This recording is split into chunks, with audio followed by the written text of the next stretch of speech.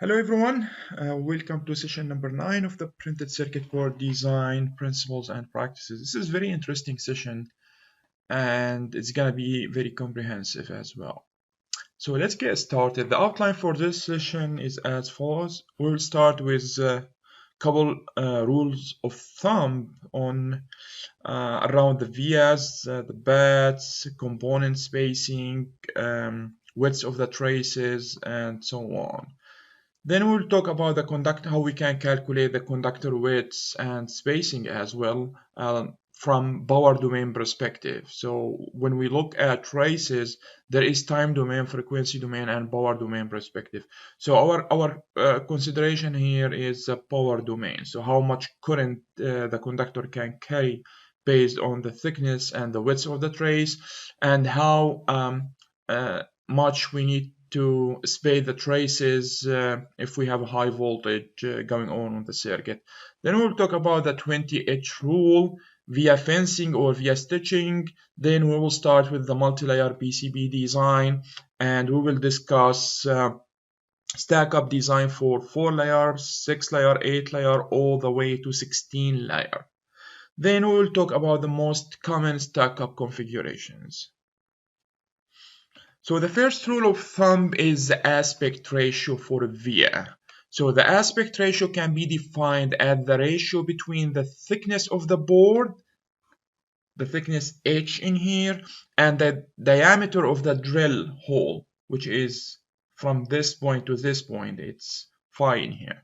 When a PCB manufacturer states that their production has an aspect ratio of 8:1, for instance, or 6:1, that's mean, for example, or if the hole's diameter is 0.2 millimeter and you have 1.6 millimeter board thickness, the 0.2 millimeter is the minimum drill or minimum hole they can manufacture. So just look at the height or the thickness of the board and divide that by the aspect ratio 8:1, and you will get 0.2, which is the minimum. So you can put a hole 0.3 millimeters, that's fine, but the minimum they can fabricate is 0.2 millimeter. Now, as you can see, this is related to the thickness of the board. So the thicker the board, the bigger the hole, if you have the same ratio. That's why they try to avoid using thick boards, and they try to use much thinner boards like 0.8 millimeter or 1 millimeter boards, but the standard in general is 1.6 millimeter. In high speed design, or when you have really dense board, they try to use a thinner board to make these holes smaller, and they can make it more dense, especially if you have a BGA component with very fine pitch. Now, in terms of standardization, the IPC 2221A and 2222, they have specifications for the aspect ratio, and they recommend a maximum aspect ratio of 8:1. It's the same case. Now, you can find some PCB manufacturer right now, they can do aspect ratio 10:1. So if you have 1.6 millimeter, so divided by 10, that means the minimum hole you can do is 0.16 millimeter, but these are gonna be expensive. So, but the common in industry right now, you can see 6:1, 8:1. So you need to check with your PCB manufacturer before you start designing a PCB that requires very small vias. So here are some examples. If the board thickness is 0.8 millimeter, which is the thinner board you can find or you can fabricate in industry right now, is 0.8 millimeters. This is very thin PCB, so the hole size must be larger or equal to 0.1. This is the minimum hole size, so you can add a minimum before hole size word. It's 0.1 millimeter. So for the standard 1.6 millimeter board, the minimum hole size, if you are going with 8:1, is 0.2 millimeter, as you can see here in this case. Now, if you have a thick board, 2 millimeter, the hole size must be more than quarter, 0.25 millimeter. And then the board, if the board thickness is 3 millimeters, this is very thick board. Usually these are used in power electronics and high current. The hole size must be more or equal or more 0.373 millimeter. So this is how you can calculate the aspect ratio, and this is a very essential rule when you design PCB and use vias. So in general, what I recommend for you when you do that, and this is what I'm using for 1.6 millimeter standard PCB, and 90% of the PCBs in market are 1.6 millimeter, because anywhere between 2 layer all the way to 12 layer you can do 1.6 millimeter. After 12 layer it becomes very hard to keep the thickness at 1.6 millimeter. You need to increase the thickness to account for the extra layer you need to add on the top. So, but how likely you need to design PCB for more than 12 layer? This is the point. So in general, if you want to use via, you can use 0.25 millimeter for the hole, and use 0.5 millimeter for the diameter around the hole. We will talk about that as well. So in terms of Microvia, so what we talk about in here in the previous slide, this is a through hole via. So what about Microvia? What is the aspect ratio of Microvia? Now the current standard remains in most manufacturable is 0.05 to 1. This is in today's PCB industry, so most manufacturable ratio is 0.5 to 1. They cannot go lower than that. So this is the best they can do in terms of that. And as you can see, so Microvia is a blind structure with a maximum aspect ratio of 1 to 1. This is the maximum, and this is the minimum they can do. So terminating on a target land with a total depth of no more than 0.25. These are also specified in the standard. So this is the total depth, cannot go more than 0.25 equal or less 0.25, and the depth is measured from the structure here in the land to the other land. So this, if we have copper foil in here and we have copper foil in here, so this is how they measure the depth. So if you are using Microvia, usually you need to specify 0.5 to 1 aspect ratio. So what about bad size for through hole bad size? So TH is through hole bad size. What is the aspect ratio for now? Also in today's PCB industry, standard minimum bad size hole on the outer and inner layer is 0.15 millimeter. So this is a hole, through hole for a component, as we can see for through hole components in here. We'll come back to this slide in a minute. So, but the minimum you can do is 0.15 millimeter if you're bad on the top or the bottom layer. So here you are looking into 1, 2, 3, 4, 5, 6 layer PCB in here. So here is the top layer and here is the bottom layer. This is the bad here. So the bad size, which is A in here, or same case in here, it's 0.15 millimeters. This is the minimum bad size. So if you make a hole and then you need to make sure that you have a bed where you can solder a component or connect different layers together on the outer layer, of course, 0.15 millimeters. This is the minimum. I don't recommend to go with the minimum because the contraction due to heat and cold can cause cracks in the hole, in the plated hole in here. So if you have inner layer connection with this hole, that means you need to increase the bed in the inner layer in 2.2 millimeter. Now if you have thermal relief, you are connecting with the plane. So this is a plane, this is power or ground plane, and this is a plane but it has a thermal relief. This is the representation of this figure. So here you are connecting with solid plane. This is solid plane inside the PCB board. This is layer 1 to layer 3. So you have a solid plane, but here you have thermal relief. And we can talk about thermal relief when we go back to Altium environment. And here you don't have thermal relief, so there is a direct connect between the via or the through-hole bed and the plane. So if you have thermal relief, you need to make sure that you have a bed size in here, which is C, in this case, 0.3 millimeter minimum. So this is for the bed. We will have recommendation in here. So let's talk about it.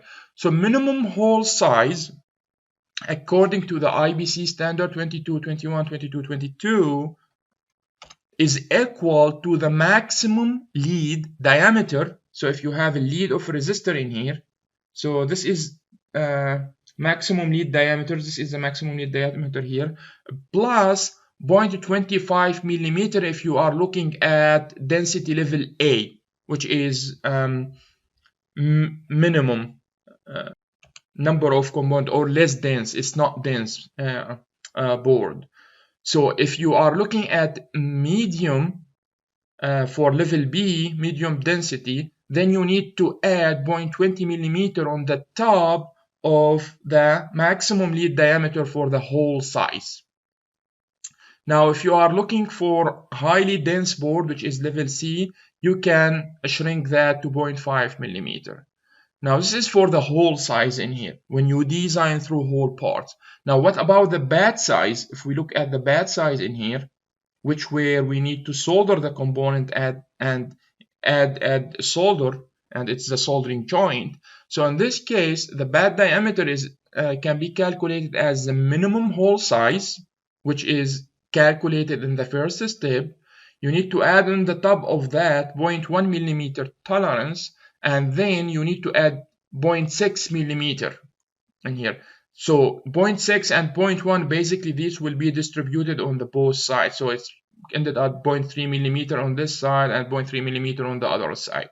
So this is for level A. It is not minimum number of component or less dense board. So medium density, you need to add, you can go with 0.5, and a high dense board, you can go with 0.4 millimeter, but the tolerance 0.1 will stay the same. So here are some examples. So if you have maximum lead diameter in here, as you can see in here, let's say it's 0.55.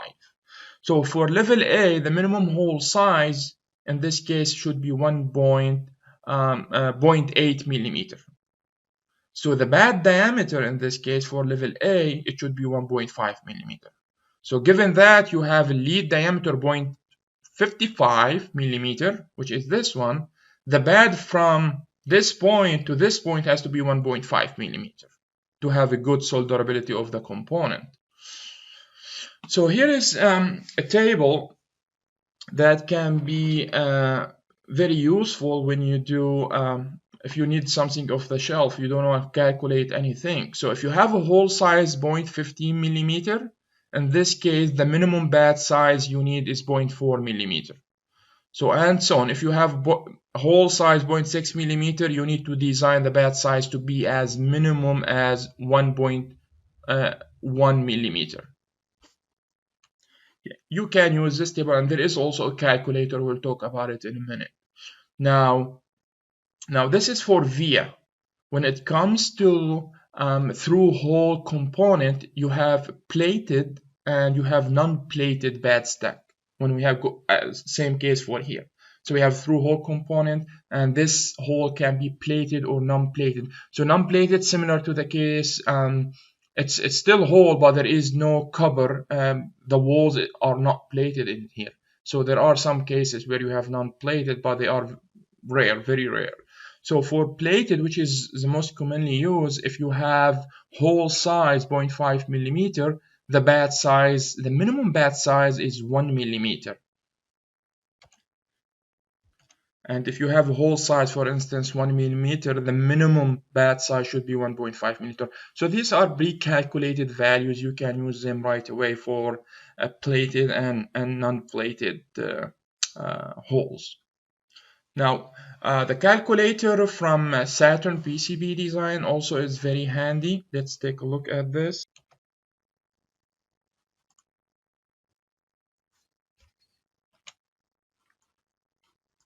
Okay, so here we can go to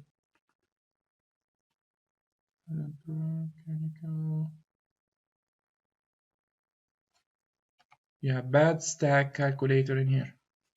So this is an example, and we can compare it with the table. And if you go for through hole bad and you have, so let's change this one to compare it with the table. So let's take for instance the first one. We have 20 mil. This is 20 mil. Annual ring is always, it doesn't matter if you calculate the bad diameter, it's 40 mil. So let's take a look. It's 40 mil for this size. So as you can see, you can do also a calculation based on the drill if you don't want to use, but these are the most commonly used hole size and bad size as well. And if you need something is not on the table, you can come here and do a calculation for that.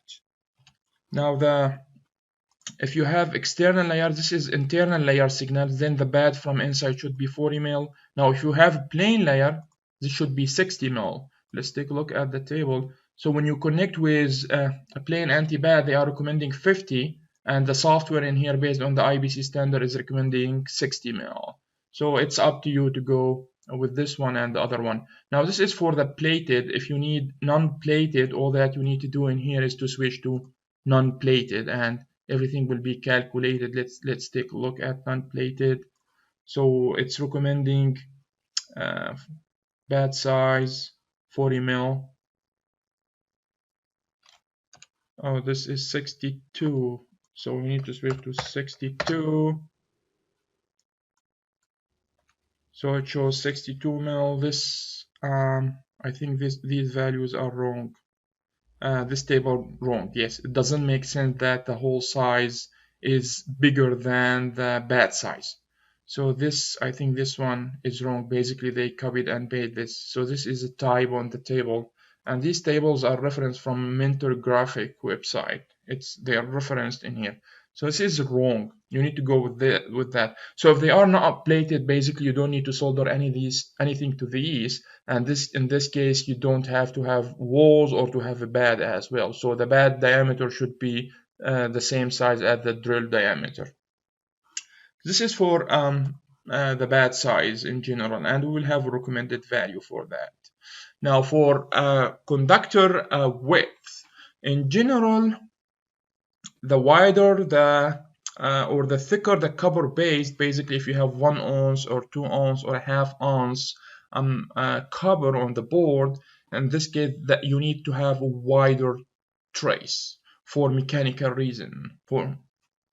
So the rule of thumb in this case, you can count on if you have a half ounce copper base, which is when you design your stack up, the conductor should have a minimum width of 3 mil, no matter what current. No, we're not talking about how much current the conductor can handle.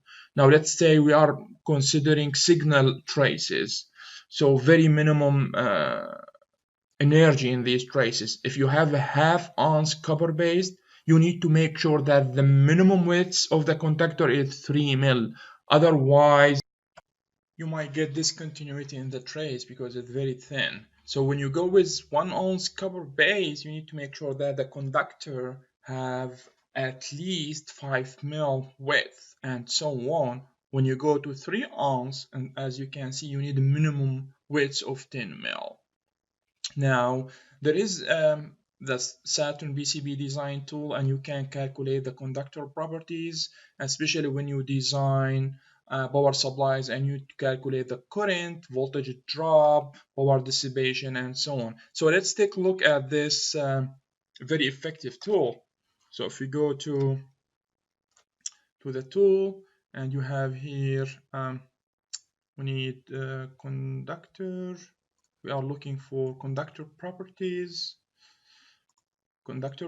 in here. So here you need to set a couple of the properties or the options before you start doing the calculation. The first one here is the thickness of the base cover. It's 1 ounce or the weight. So you have 1 ounce. If you have half ounce, you can change that. So the higher the copper weight, the more current the conductor can handle, but the standard is 1 ounce.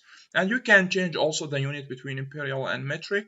So let's keep it at Imperial because everything in mil when it comes to PCB design. Also, you can change the substrate material in here. You have all different kind of substrate material, but let's keep it on FR4 standard substrate material we are going to use.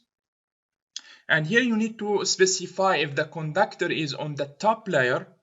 Basically, the conductor on the top layer will handle more current comparing to the conductor on the internal layer or inner layer, because the conductor on the outer layer have more power dissipation capability because you have open air and it can dissipate more heat. Now, this is very important also option you need to specify, which is the temperature rise.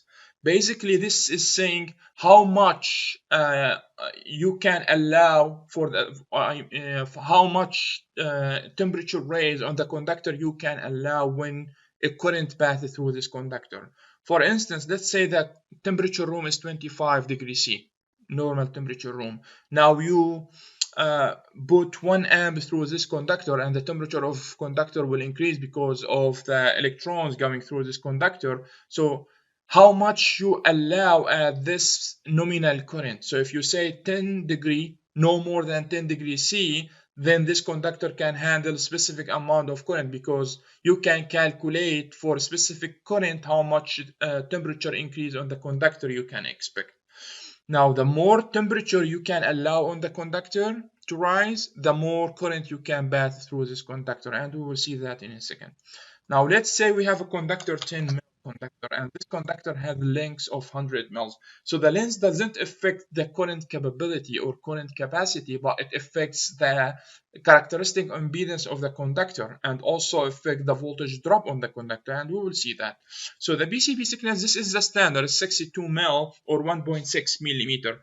Now for the frequency, we don't care about it right now. Let's switch to the DC, because we are looking at the conductors from power domain perspective. We need to calculate the current, the voltage drop, the power dissipation, and that's it.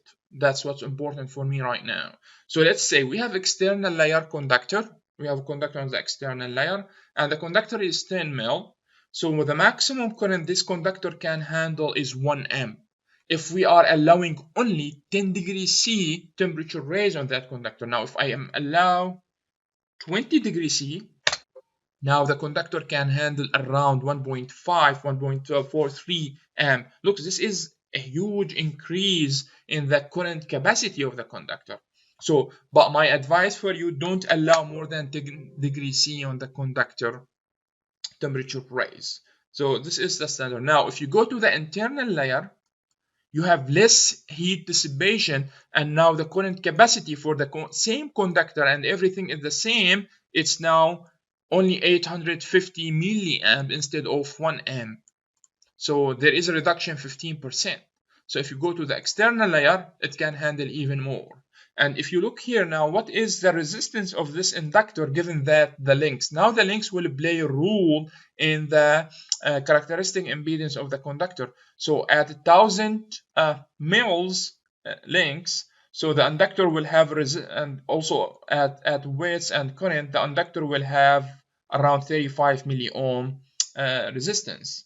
And the power dissipation in this case, basically the drop voltage across the conductor multiplied by the current going through the conductor. This is how you can calculate the power dissipation in the conductor. It's just the impedance, the DC impedance multiplied by the current passing through this conductor. You get the power dissipation. So the external conductor will have better power dissipation comparing to the internal one. And also the voltage drop on the conductor, you can see it also has to do with the resistance, calculated resistance, and the square root of the current passing through this inductor. You can see the voltage drop on that inductor. Now let's assume that we need to handle at least 3 or 4 amps of current for power supply. Now let's increase this one to 100 mil. Now you can handle around 4.8 amp. And the voltage drop is around 12 millivolt on that conductor, and the power dissipation around 61 milliwatt. So you can play with this options to calculate how much current and make sure that to look at the voltage drop on that conductor. Now let's do something. Let's increase the temperature raise to 30 degrees C or 50 degrees C. Let's make it very severe. And look now what's happening. So your current is almost doubled, but you have temperature raise 50 degrees C on the top of the ambient temperature. So basically it's 75 degrees C now. This is the temperature of the trace on the PCB. So the PCB is boiling right now. So you need to be very, very careful when you do design and play with these parameters. Now let's take it back to 10 degrees C. Remember when we talked in session 1 or session 2 about 2 ounce cover on one of gigabit motherboards? So now let's keep everything the same. We have 100 mil conductor, we have 10 degrees C temperature rise, and also PCB thickness 62. Now let's switch to 2 ounce and see that how much current you can handle. It's higher, much higher current you can handle. And if you look at the power dissipation, it's less right now. Power dissipation is less. Also, not only that, look at the voltage drop. You have also less voltage drop. Now you have only, this is 9.8 millivolt voltage drop comparing to you have here around 13 millivolt voltage drop. So you can play with these options and use this to calculate the conductor widths. Now, the second important point is the conductor spacing. So let's say you are designing a power supply and you have 100 volt between two traces running on the power supply. What is the minimum spacing between these two traces? 10 mil is enough? 20 mil is enough? Or you need to make sure you have enough spacing. Other than that, you will have coupling. You will get a coupling between these traces and arc flash. And you really don't want to see arc flash, especially when it comes to high voltage. So let's do some calculation. So basically, you can switch now to the conductor spacing tab in here. So we have conductor spacing. And here you have different options in here. Now you don't care about the base copper weight. We are not calculating how much current or the current capacity of the trace. We need to calculate the spacing based on the standard and the voltage running into two adjacent conductors. And here you need to envision that you have another conductor and you are calculating the spacing between two conductors. Or maybe yes, between this and that, it doesn't matter. Or even if you have it on the bottom, between any of these conductors. So let's take this condition. We have conductor on the external layer and we have between 0 and 15 volt. So what is the minimum spacing in this case for external conductor? It's 4 mils. This is the minimum spacing.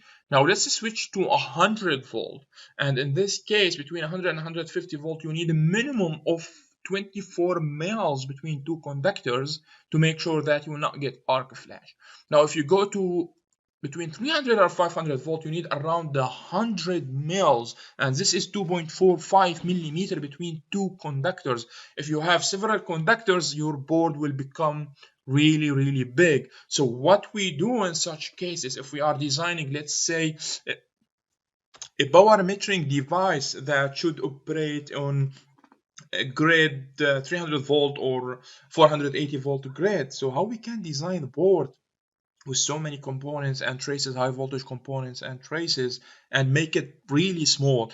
In this case, they use something called putting, where they maintain a minimum of 1.2 millimeter spacing between the conductors, and they put the board using epoxy. And the epoxy basically will change the dielectric constant into a very small value that allow to make these traces close to each other.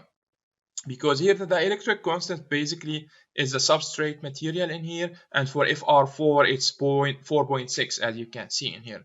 Now if you calculate the minimum spacing based on that, you need to maintain this. But when you go with putting and you have epoxy and everything is insulated, you can go to much smaller distance. And the only thing you need to make sure you don't have a bubble inside the epoxy material. So here you have different options as you can see, and you need to make sure that you have enough spacing when you design, when you go with high voltages like that. So here for these options, if you have the trace inside, as you can see, you only need 10 mils. So why is that? Because the substrate material in here will create an isolation between the two traces, so you don't have to worry about that. This is exactly as you do if you go external layer and you do epoxy or potting material. So basically you can embed your high voltage trace inside the PCB, or if you have it on the top layer, in this case you need to put an epoxy. Now even if sometimes when you embed your trace inside the PCB, if you have a component connecting with the high voltage and you have leads, in this case you have to go with the potting material. This is very special applications, but I wanted to mention this point for you. So here you can do different calculations. So if you have through-hole components, and this is how you can calculate the spacing between these components or the leads of these components. Now when you see something like that, it says conformal coating. This is also conformal coating will help you to reduce the spacing. Now this is an option without conformal coating, and this is with conformal coating. As you can see, you can drop to the third of the spacing when you have conformal coating. Conformal coating is similar to the lacquer spray. It's just lacquer spray that will add an isolation layer and help you to reduce the spacing. So this is also a very nice tool you can use, and it depends on the standard IBC 2221BE. Now the other calculations we can do is the via for the via. So it's not just calculating how much a trace can handle current, also via. What if you have one of the bar traces transferring or changing layer from layer 1 to layer 2? In this case, you need to make sure that the via that is used for this switching between layer 1 and layer 2 can handle the current specified for the trace as well. It's not just the trace. Let's take a look at these vias. So just you can go to the via properties. Let's see via properties in here. So in the via properties, let's say the hole diameter is 10 mil, and you have the external bad diameter. Let's use the rule 1 to 8. It's 20 mil in here. Then reference plane opening diameter is basically when the via connect with the internal plane as we discussed. This is plane in here. It's 22 is enough according to the equations. So the via height is basically the thickness of the board. So if you have a through hole via going from the top layer all the way to the bottom layer, so it's basically the thickness of the board. If you have a microvia, so microvia is 0.25 millimeter. So if you change this to millimeter, you can, let's see, oops. So we can change this one to 0.25 millimeter and switch it back. Oh, it cannot be less than 3 mil. So the minimum is 3 mil basically. But for now, we have a through hole via at 62 mil. Now, the via blading thickness, this is a standard 3 mil. You don't have to change it. Now, let's take a look. The maximum current you can pass through this via is 1.26 amp. So what should I do to get more current through this via? You need to increase, let's try to increase the hole diameter. Now let's switch this one to 20, and you need to change this one to 40 mil. Oh, and this one, it has to be 42. Okay. Now the maximum current you have is 4 amp, comparing to the old one. If you have 10 to 20 and enter, you can do 3 amp. But this is 22 because it's internal. Yeah, you can do 3 amp. This is the difference. If you switch to 25 mil by 50 and 55, you can go with 4.7 amp. So here you can design the via. Okay, what if I don't want to change the via? So someone might say, I want all the vias on my board to be 20. Usually the vias we are using is 10, 20, and connecting with the internal plane at 22 mils. This is the standard via sometimes we use. But first, let's change this one to, this is my 2 layer. Okay, so if you have 2 layer, the via hole diameter is 10 mil, and this is the thickness of the board, so the maximum current you can fit is 1.4. If you have multi-layer, So in this case, 262, yeah, there was something wrong stick, yeah. So it's 1.45. If you have a Microvia in here, so here you can specify the Microvia and you can calculate the current. Look at the current for the Microvia with this standard size. It's much smaller. Now let's go back to through-hole via. Same thing. So the question, if I wanna keep all my vias with standard 10 mil, 20 mil, how can I design the board to handle, let's say, 3 amp, or the via to handle 3 amp without changing the via size? The trick in here is to use multiple via to connect the same trace between two layers. Basically, if you have a trace, you add 3 vias, adjacent vias, and then on the second layer will connect with the second trace using the same via. So just use multiple vias on that trace to connect two different layers. This is very easy and straightforward. Similarly, you can change the temperature rise. This is how much you are allowing temperature rise on that via as well. So if you allow 20, then the via current, handling current will be much a little bit higher. So look, you can handle now 2 amp instead of 1.4 amp, but don't allow more than 10 degrees C on via temperature rise. So everything is similar to the conductor, but now this is for the via. And also here you can see that what is the resistance of this via, and every single via will create a capacitance and also inductance, and you have impedance for these vias. And also the vias has also impact on the frequency domain, where a via will create resonance frequency, and this will be discussed in signal integrity. So when you go to high-speed design, we are talking about gigahertz signals, you need to avoid using vias. And if you have to use via, you need to design your via because it will have resonance frequency that will not interfere with the resonance frequency of the signal or the frequency of the signal. So if you're here, for instance, the resonance frequency of this via is around 2 gigahertz. And this might create problem for you if you are using a signal in the 2 gigahertz.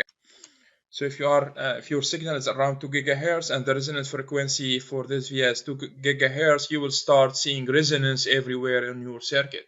And in this case, you need to make sure that the resonance frequency for the via is way much higher than your principal frequency, the signal principal frequency. And these are totally different topics. I will cover them in the next part of this class, which is signal integrity design. So the focus of this class is the printed circuit board best practices, not signal integrity in depth. So this is for the VS, very handy tools as well you can use when you design printed circuit board. So this session is basically it's more in-depth practical information on PCB design. So how we can design a board like an engineer, real engineer.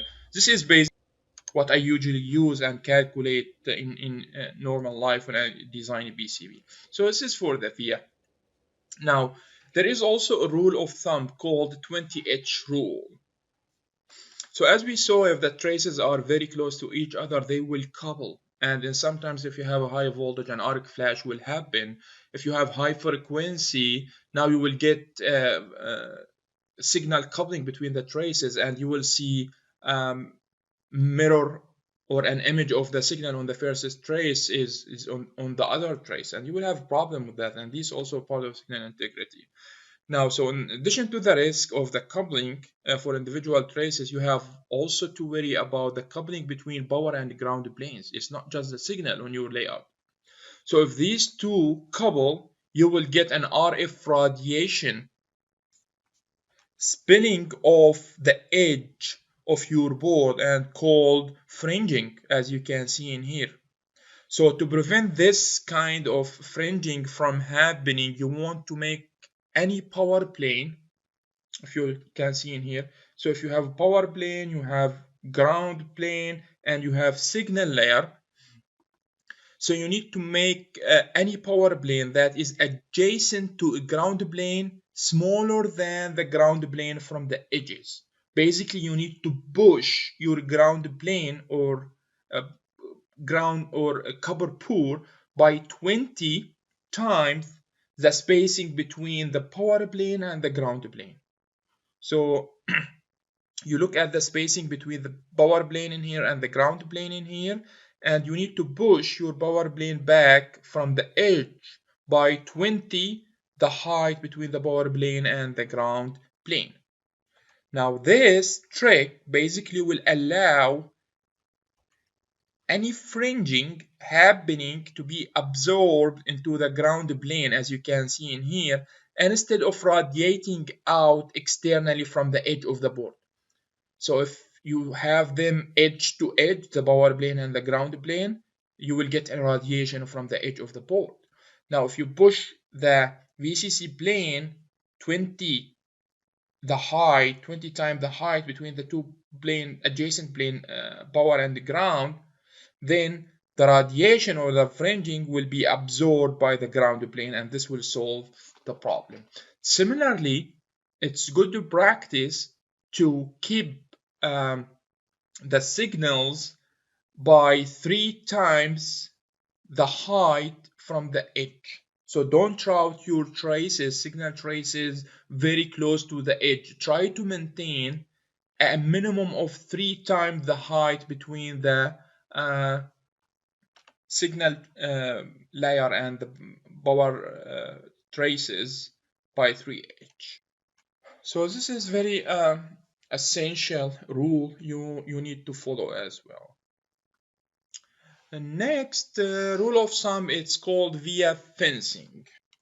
And we call this in earlier session via stitching, if you recall, or via shielding. So any piece of copper on the printed circuit board, if it's not terminated in its characteristic impedance, it can resonate at the quarter of the wavelengths of the principal frequency flowing through the board, and then have the quarter inch for the third harmonics, fifth harmonic, seventh harmonics, and so on of that same principal frequency. So in order to solve this problem, they use via stitching along the board edge, and this is called via shielding or via stitching. And basically, this via stitching will connect all the ground layers on the PCB and provide a kind of a shielding or a cage, if you will. But there is a trick behind that. You need to make sure that the spacing between these vias placed on the PCB edge is at the 1/8 of the wavelengths. As you can see, it's 1/8 of the wavelengths of the principal frequency or critical frequency on the board. Or you can even less. Less is better, and we'll talk about that in a minute.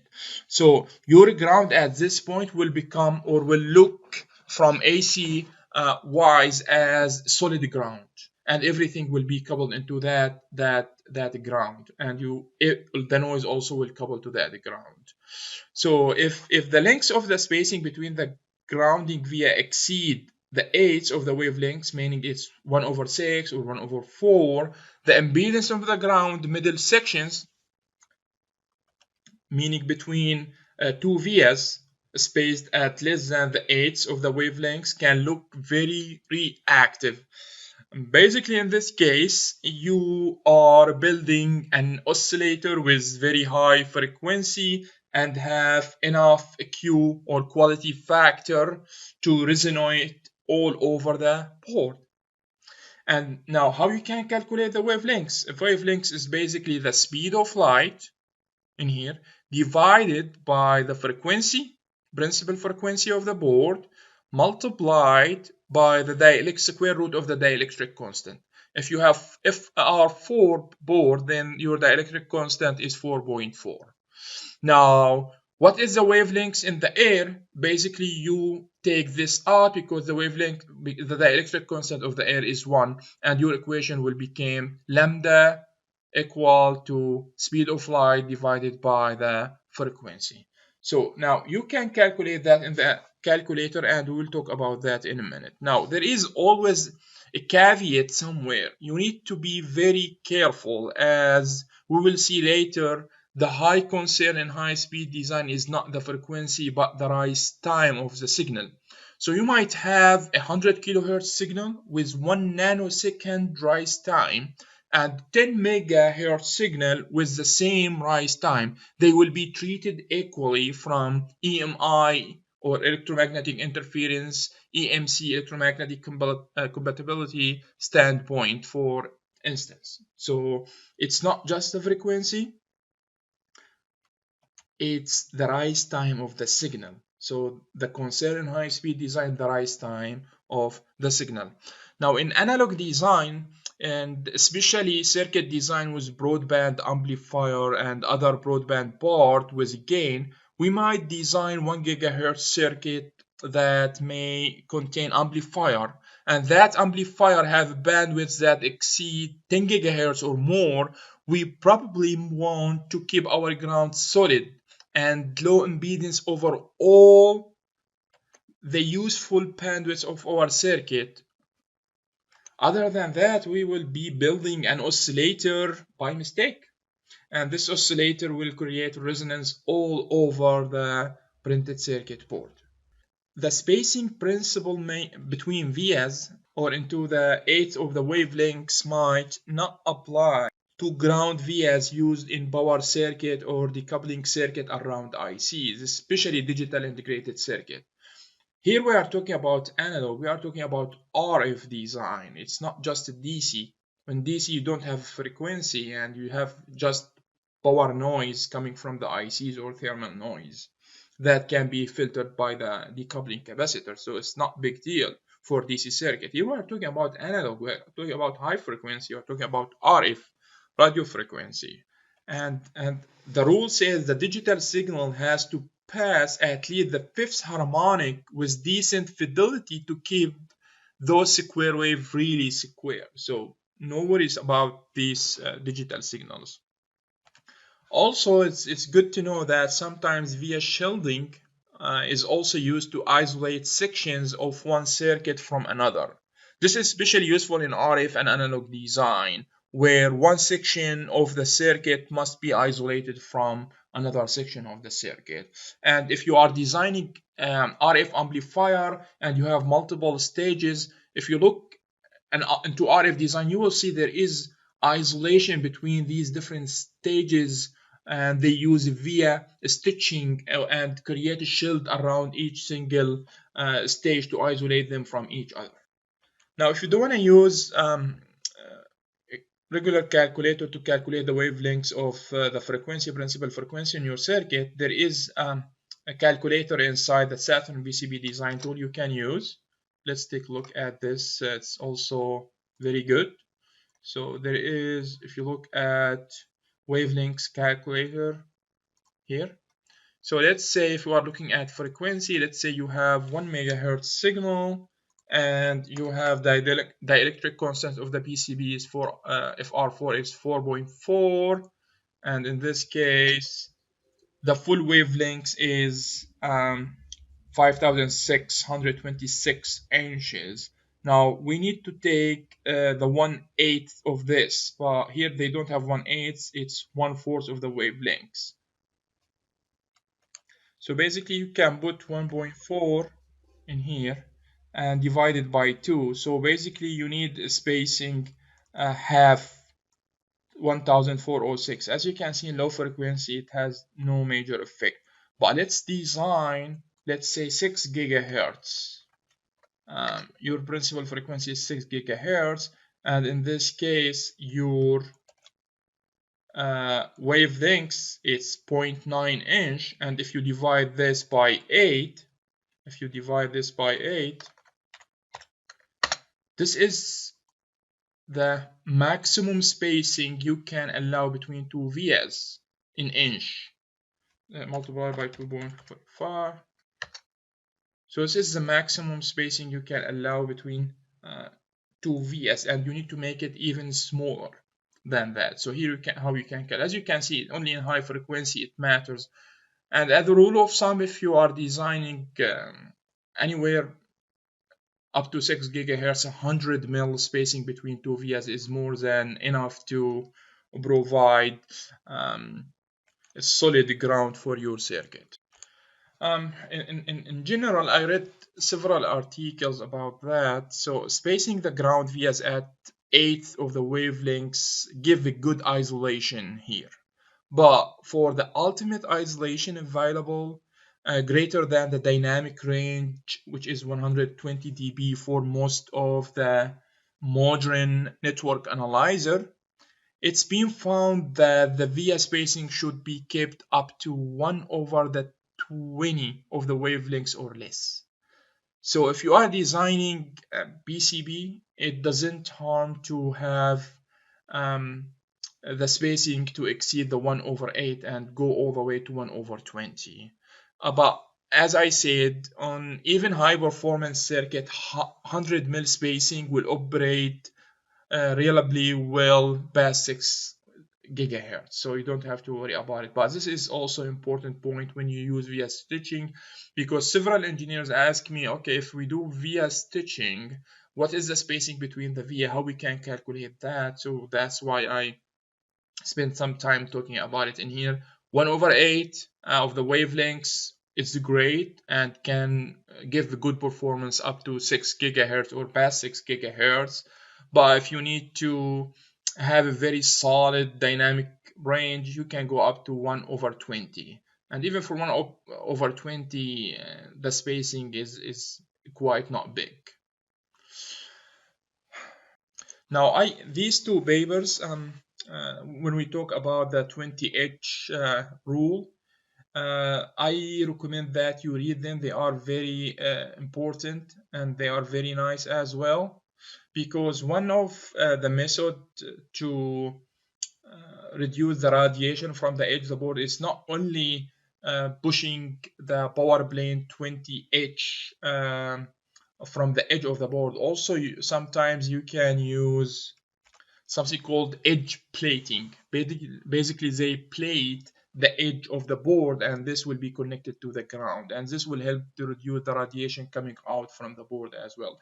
But these articles are, I put them as a reference for you. They are talking about via fencing and the 20H rule, and they are very, very good. I highly recommend that you take a look at these two articles, and here are the links for these articles. Just search by the name of the article and it will come the first results in Google, so no worries about that.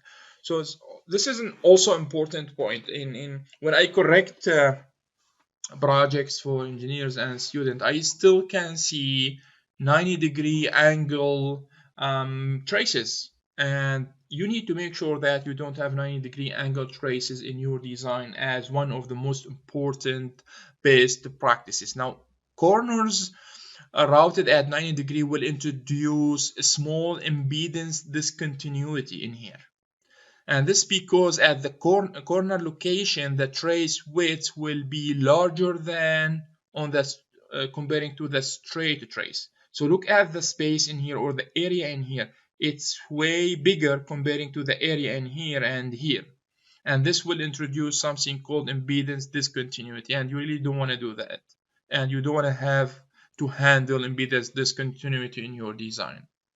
And this impedance continuity also create reflections, as you can see here. And in addition to that, you will have a localized increase of the characteristic capacitance of the trace, and therefore a decrease of the characteristic impedance. And now the characteristic impedance of the trace is not as 50 ohm, for instance, as designed or something. Decreasing the characteristic impedance will cause the reflections, as mentioned earlier. Now, how we can avoid these reflections? The only way to avoid this reflection as a good practice is to avoid 90-degree angles and use either 45-degree or rounded corner. I always prefer rounded corner. This is 45-degree with a little bit round in here, but you can make it all as radius or rounded corner is the best practices. It should be noted that although the previous consideration are in theory correct, in practice the corners effect is insignificant. This is what we are talking about in here, unless the signal has very small rise time. Again, it comes back to the rise time. So these reflections, you will not see them if you have very low frequency. or you have a DC power supply, for instance, or DC signal. Now you see this when you have a signal that has a high, really high rise time. I'm talking about less than 1 nanosecond rise time. Usually they recommend to have a caution around corners and 90-degree angles if you are dealing with rise time smaller than 1 nanosecond. But I always recommend to do that even if you are designing a DC. It looks nicer and better and easy to fabricate as well from fabrication perspective to have a 45-degree or rounded corner on all your traces. So this is also very important. Now, PCB stack-up designs is the second part of this presentation, and also it's very important because we will go over very important points in here. Now, before we go into multi-layer board, so what is the difference basically between two-layer and multi-layer PCB? When do we need to go more than two-layer PCB? If I look back 20 or 30 years, or maybe 40 years back, two-layer or one-layer were very, very common. But now, in the 80s, multi-layer PCBs become more common. Now, in general, as a rule of thumb as well, two-layer PCB are usable in frequency range up to 25 megahertz as specified by, in general, in textbook. But don't go, if you have more than 10 megahertz, don't go with two layers. My recommendation is to go with 4 layers because you will have an EMI, electromagnetic interference problem. So it makes sense, that's why I have this statement in here. It makes sense to use multi-layer PCB. When we talk about multi-layer that is more than 2 layers, it's 4, and these always comes in even number 4, 6, 8, 10, 12, and so on. There is no odd number of PCB layers. So it's even. So multi-layer PCB is 4 and above. So if you have frequency above 10 megahertz on your circuit, make sure that to go with 4-layer PCB and to dedicate a ground plane and power plane in the center of the board to reduce the ground impedance and have better signal integrity and reduce the EMI radiation as well. So, and this is why the third statement comes into the equation. So planes, we are talking about power planes and ground planes. Planes, as we discussed in previous sessions, you have signal layers where you have traces, and you have planes in the center layer or the inner layer, and they can be also on the outer layer. And these planes basically are solid copper. They are not etched. And these connect everything connected with the ground or the power directly. So everything will be connected to a solid plane. And that's why they are called planes. So planes in multi-layer PCBs provide significant reduction in radiated emission. Here we are talking about EMI, so electromagnetic interference. As a rule of thumb, this is one of the rule of thumbs, and it's also very well known in industry. 4-layer PCB will produce 50 dB less radiation compared to the 2-layer PCB. 50 dB less radiation. This is a huge. When I talk about 50 dB, this is really, really huge. So the reason for the noise reduction in this case is the multi-layer allows signal to be routed in microstrip or strip line configuration. Now, what is the difference between microstrip or a strip line configuration? So in very basic definition, microstrip transmission line is basically routed on the top of a plane and it's coupled into that plane. Strip line transmission line is basically it's routed between two planes and it's coupled into these two planes. When you have a coupling, that means you have less noise because all your noise is coupled to the ground and going through the ground instead of the noise being radiated from the circuit. That's why multi-layer provide 15 dB less radiation comparing to the 2-layer, because in 2-layer you don't have microstrip or strip line transmission lines. You just have traces going on the top layer. On the bottom layer, there is no planes at all, and the spacing between the top and bottom is 1.6 millimeter. Also, there is no coupling between these traces. and this is a problem. So in this case, the ground plane will decrease. The ground plane, as you can see, these are the straight lines. Ground plane decreases the ground impedance and therefore the ground noise. Now, generally speaking, microstrip has faster propagation time. The reason for that is the microstrip is on the top or bottom layer, and it's signal traveling over the air. That's why it has much faster propagation time. Now, strip line transmission lines has better immunity to crosstalk because the signal is contained between or sandwiched between two planes, and this will attenuate any radiated signal. And also, strip line transmission lines have a better EMI characteristic because the reason for that, it's coupled to planes in here, ground plane or power plane, so they have a better impedance characteristic and EMI immunity. Now, when we design a PCB stack, there are important factors to consider. And planning of PCB stack up configuration is one of the most important aspects in achieving the best possible performance of a product. So this is very critical stage at the beginning of the PCB design, which is the stack up. And again, we are talking about high performance, high speed PCB design. If you are doing small circuit that has very low frequency or DC power, you don't really have to worry about that. But this class should cover everything, starting from DC all the way to high frequency. That's why we are discussing everything from different perspectives. Yeah, so stack up is very important, and it can be very effective in reducing radiation from the loops on the PCB, and this is basically the differential mode emission or differential mode noise. And in addition to that, it can be very effective in reducing the noise on the cable attached to the board, and this is called common mode emission.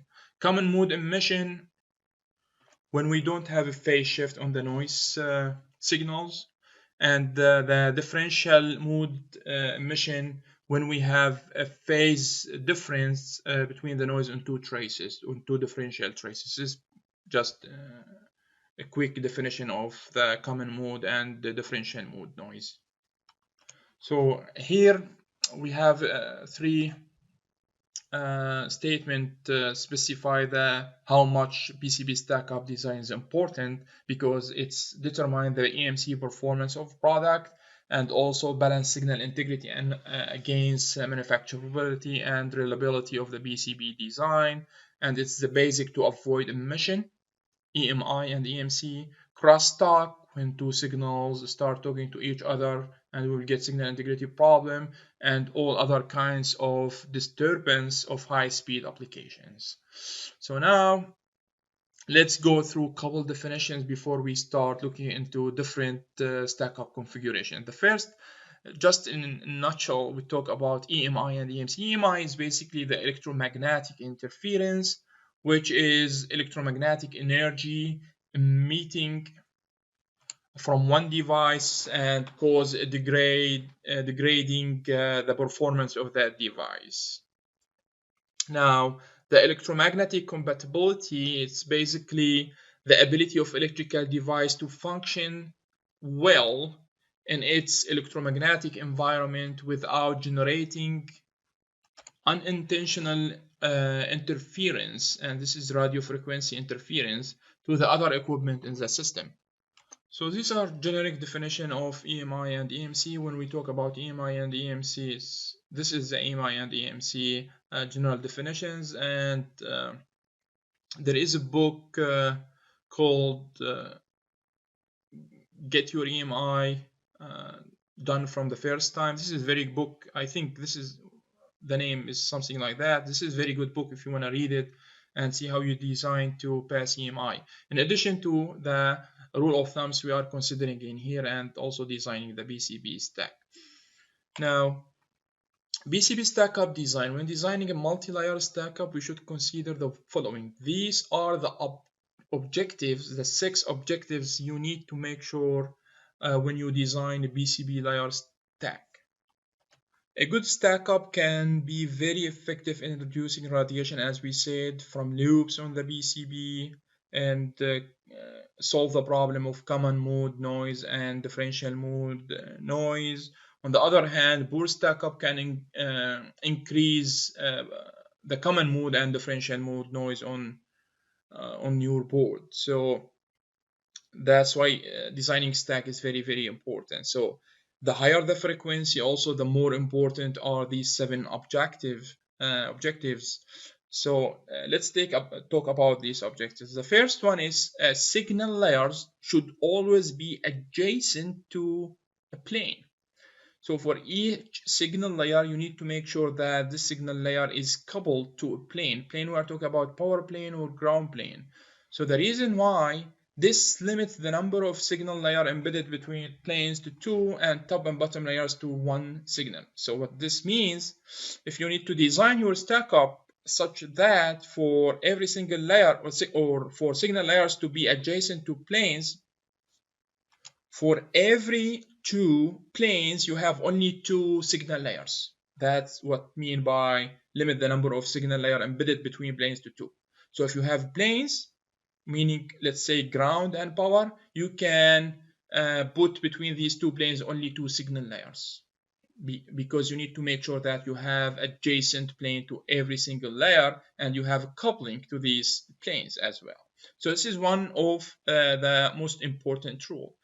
The second objective, or the second rule, signal layers should be tightly coupled to their adjacent plane, and it's following the rule number 1, and they can be tightly coupled by basically reducing the space between the signal layer and the adjacent layer, and you need to make sure that the space between these 2 layers is less than 10 mil. And this is at the fabrication level. This is at the stack design level. It's not has nothing to do with your traces.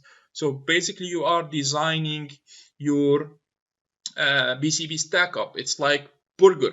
You are making a burger. You have top and bottom and you have inner layers, and you are controlling the thickness of each layer.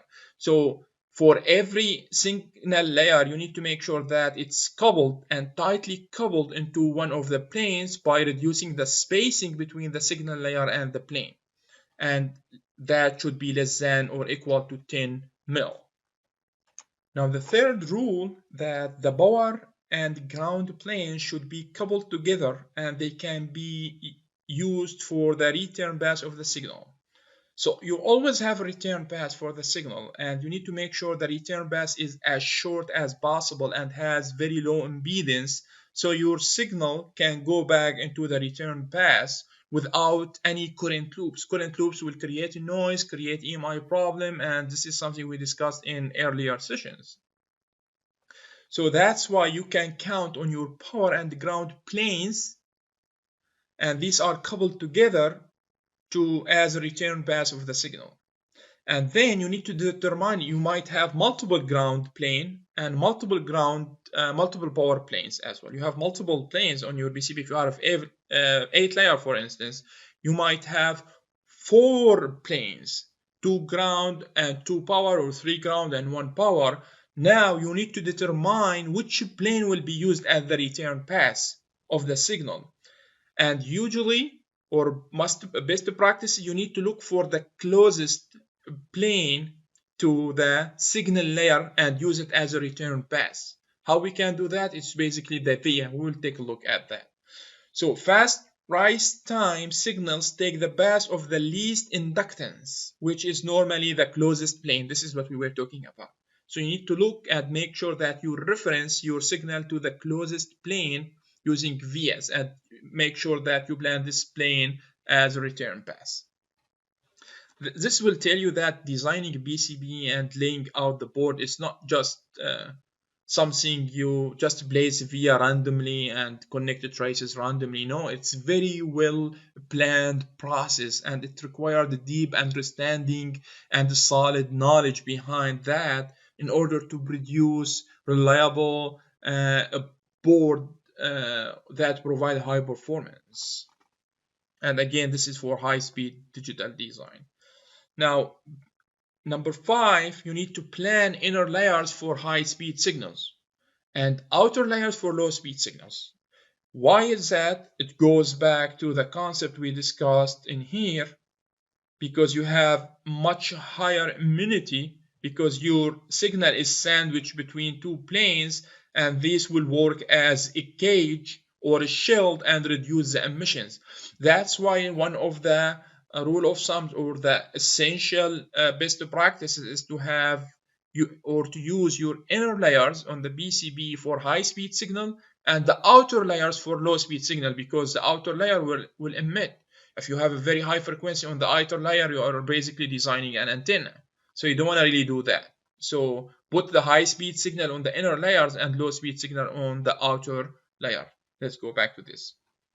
Now, use multiple ground planes if the design permit. This is rule number 6. Why is that? Because basically you are reducing the inductance and you are providing a shorter return path for your signals.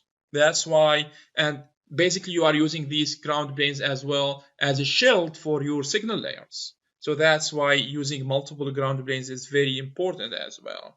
So in general, rule number 1 and 2 will required to provide enough signal layer to allow successful routing of all signals, and to signal integrity rules. That's essential. Also, you need to provide enough power and ground layers to meet the need of the power delivery system or power distribution system.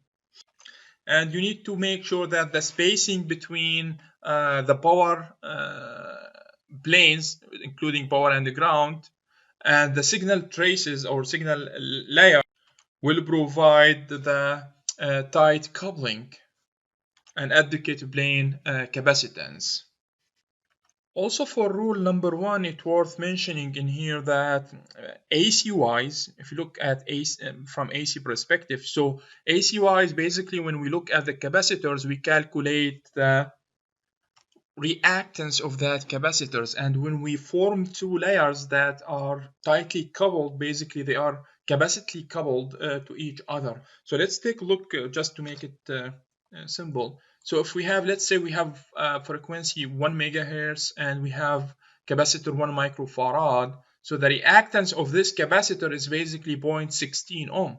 So if you have a capacitor connecting the coupling capacitor between the power supply and the ground, basically when we say that these planes are coupled, basically the impedance between these planes AC-wise is 0.16 ohm. They are coupled AC-wise, but DC-wise, the impedance is huge. We are not talking about the DC impedance. The DC impedance of the carbon might be in giga ohm, but AC-wise, when you have AC signal at 1 megahertz, the coupling becomes very solid, and they will look like a solid ground. That's when we talk about, and this will allow the noise to pass to the high frequency noise to pass into the ground plane. So AC-wise, you need to think more about reference planes rather than the ground plane only. A signal running over a reference plane whose voltage happens to be at, let's say, VDD or VCC will still return over the reference plane because it's AC-wise. Power plane or ground plane, this will be used as a reference and it will return through these planes as long as they are tightly coupled. So if you make sure that your power planes are tightly coupled and you have enough capacitance between these two, no worries at all. Any power or ground plane can be used as a reference plane for your design. So how we can make sure that they are tightly coupled? You need to reduce the distance between these power planes. And for the ground planes can act as a shield for the inner signal layers because it sandwiches these inner signal layers, and they construct a cage, let's say like Faraday cage, that contains all EMI radiation. You will get better results by keeping your trace to plane height as small as possible or as low as possible. Also, because before we move to the next slide and look at the different configurations, in order to achieve all these 6 objectives, you need to use a minimum of 8 layer PCB. Of course, you don't have to do that, but in general, in order to achieve all these and get these couplings and enough number of planes, you need a minimum of 8 layer PCB to achieve all these described objectives. Now, on 4 and 6 layer boards, some of these objectives will have to be compromised. Now, under these conditions, you will have to determine which objectives are the most important to your design based on the design specification. Still, you can make a good and robust design using 4 or 6 layers, so don't get me wrong. So let's take a look and add explanation about the current path. Here you can see you have a signal on the top layer, and this signal going, you have a reference plane, then you have a reference plane, then you have also a trace on layer number 4. So this is layer number 1. You have a reference plane on layer number 2, and this reference plane is basically power plane. And then you have a reference plane on layer number 3, and this is ground. And then you have the signal on layer number 4. As you can see, the return path for this signal is going through this VN here. And this is ground, and this is ground. Yeah, it's going through this VN here. So this is your return path. So what can reduce the current loop in here is the spacing between this trace in here, or the via transferring to other layer, and the via in here. That's why it's good to keep this via as close as possible to your via going between the different layers. This will reduce your current loop, as you can see in here. It will go through this circuit in here. So it will look into the closest plane and closest via to transfer into that plane. Electrical and electromagnetic fields. In fact, electromagnetic coupling or crosstalk caused by electromagnetic fields is at the heart of almost all the negative signal integrity issues that board designers face and suffer on their life.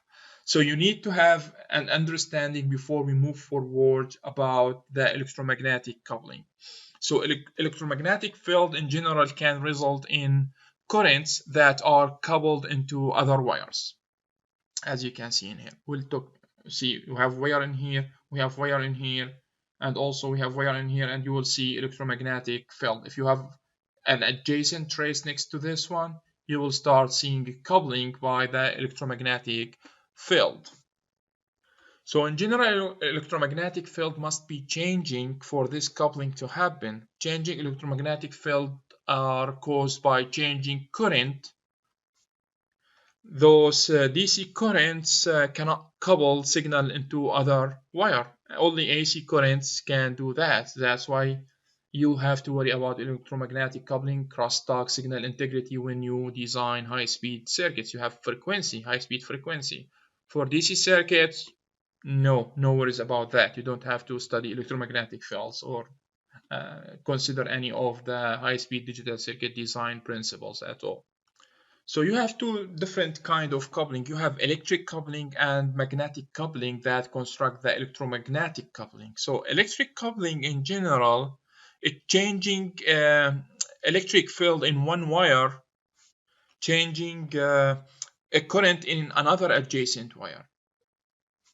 And this phenomena or effect is often referred as electric coupling or charge coupling or capacitive coupling. It's basically just changing an electrical field in wire and you have another wire adjacent to this wire, and you will see that coupling reflect on the other adjacent wire. Now, magnetic coupling, on the other hand, is the current flowing along a wire causes a magnetic field around that wire. As you can see in here, the blue one, this is a magnetic field.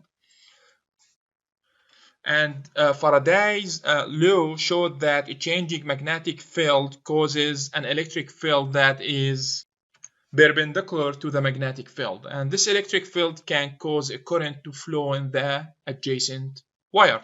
Now, electromagnetic coupling is inversely related to the square of the distance. That's why crosstalk is about the distance between two wires and the electromagnetic field or the current flowing through this wire, basically frequency. Now, routing traces far apart help reducing the coupling between the traces, and this is the control for crosstalk. The only way to solve crosstalk is to route the traces apart or sandwich these traces in inner layers and surround them by planes, as we will see. Now, these are two pictures from UltraCAD website or UltraCAD notes, and this is very famous. And here you can see the field of view from HyperLinux software shows electric and magnetic field lines between two traces. Here you can see, let's start with the first one on the left side. You have trace 1, you have trace 2, and you have electrical or electric and magnetic field lines between these traces, and you can see how much coupling between these two traces everywhere. And now here you have a power plane that is far from the signal traces in here. So there is a distance, quite distance, between the signal traces that they have electromagnetic coupling, and you have the power plane in here. So a huge coupling between these traces, and the magnetic field lines are everywhere, as you can see. So you have a coupling between these traces, and you have also small coupling to the power plane in here. So this is the first condition. Traces are very close to each other and they are far away from the power plane. So you have very strong coupling between these traces. Now let's take a look at the picture on the right side. Now these traces are separated and they are very close to the power plane in here, as you can see. And the coupling now, it's very obvious, as you can see. Now the noise or the electromagnetic field, instead of coupling to the other trace, because you have much higher impedance in here, they will couple to the lower impedance, which is the power plane in here. And this will reduce the crosstalk between the traces. That's why we brought all these 6 rules. That's why you need a ground plane or power plane as close as possible to the signal traces, and you need to make sure that they are tightly coupled in order to reduce the crosstalk and also to reduce the magnetic field around these traces. This is the basic or the science behind having tightly coupled layers. So this is just in very brief description around electromagnetic coupling. We don't want to go into Maxwell equations and go deep now in math to discuss these. This is enough knowledge for now to understand why we need these layers, power plane layers, to be as close as possible to the signal layers. In the same case, if you have your trace sandwiched between two power plane, as you can see in here, now you have way less radiation coming out of these traces because they are coupled into the power lines, and this will reduce also the crosstalk to adjacent traces. And this is why routing high-speed traces in the inner layer will give 15 dB less radiation comparing to routing these traces on the external layer. Okay, so now let's start building or study how to build the PCB stack up. So the steps basically, first of all, you need to determine how many signal layers are needed. How you can do that? It's based on the experience and knowledge, or you can try. If the number of layers are not enough, you can add. Basically, if you have a BGA component, you need to look at the data sheet of that component. There is a section where they discuss the layout, best layout for that component, and they will advise how you can fan out the bins of that BGA chip and how many layers you will need to route this BGA chip. And this will determine the minimum of number of layers you need to build for your PCB. So look at the most dense component on your board. If you have an IC integrated circuit with so many fine small pitch bins, then this is the critical components, and start from there to determine how many layers you need. Now then you need to determine how many power planes are needed for power distribution. So these power planes will depend on how many power rails you have. And if you have, let's say, 5 volt, 3.3 volt, minus 3.3 volt, 12 volt, and so on, so and how these traces are routed, how the power network is distributed, then you can specify how many power planes you need. Then you need to arrange the signals and planes to accomplish coupling for signal layers. Again, you need to control the spacing between these layers and the planes, make sure that you have a very tight coupling. And you need to put the high-speed signal on the inner layers, the low-speed signal on the outer layer, and so on. Then you need to set signal layers height above plane to meet the crosstalk requirement. How we can reduce crosstalk? If you have the traces tightly coupled, high-speed traces tightly coupled to a plane. So if you have the distance between these two is set to less than 10 mil, that's when you have very strong coupling and you can reduce the crosstalk significantly. So you can plan that. Then set the traces widths to meet the impedance requirement. So if the impedance requirement of the board in general is 50 ohm, that is controlled by the trace width. So you can set that in the specification. Then you set the spacing between the planes to meet the capacitance requirement. Capacitance requirement, basically you need to make sure that the power plane and the ground plane are tightly coupled to construct the capacitance, enough capacitance to attenuate all the common mode and differential mode noise. And the last point is to set the spacing between the signal layers to meet overall thickness. So the signal layers comes at the end, and then if your board 1.6 millimeter, now you can control the spacing between the signal layers. Now the first stack up we want to discuss is the 4-layer stack up. Now as stated earlier, the total number of layers requires for a given design depends on the complexity of the design itself and the complexity of the component you are using on the design.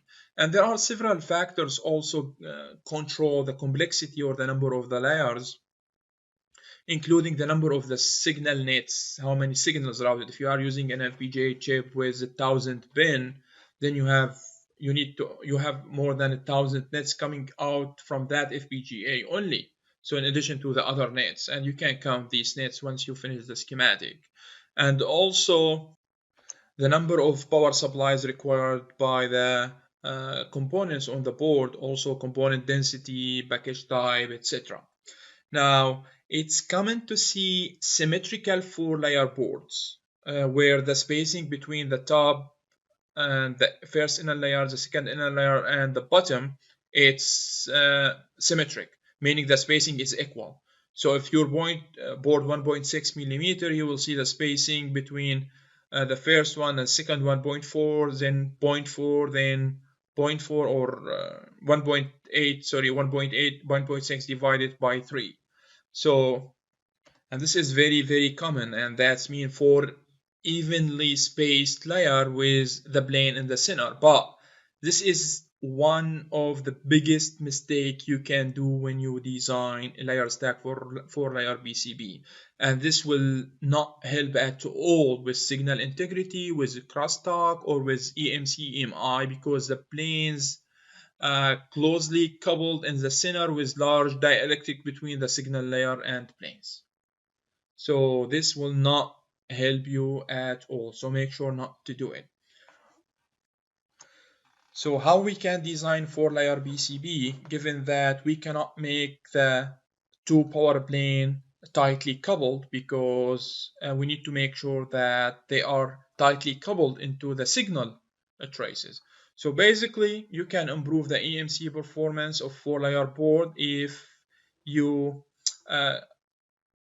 reduced the spacing between the signal layer and the ground, and then the power layer and the ground, and then you have a beefy thick core in the center to meet the thickness of the PCB. Now the close plane to the signal layer coupling will decrease the crosstalk between traces on the top and bottom layer and will allow us to maintain the impedance at an acceptance value. It's not perfect, but it's an acceptance value. Now, when it comes to impedance, its good range of impedance is called Z0. It's between 50 and 60 ohm, and keep in mind that the lower impedance will increase the delta I over delta T and dramatically increase the current drawn in the circuit, and this is not good for your power distribution network.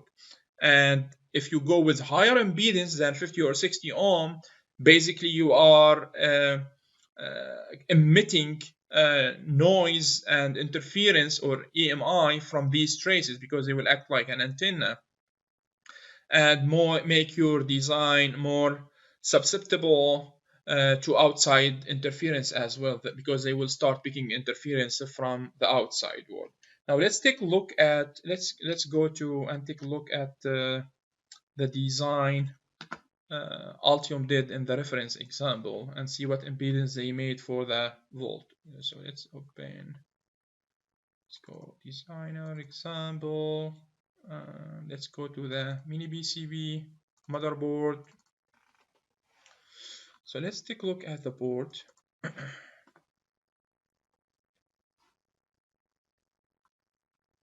It will loading. It's loading right now.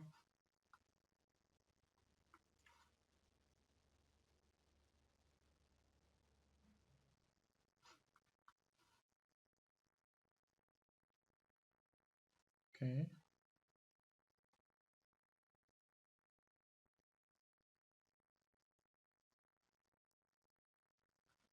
Still loading.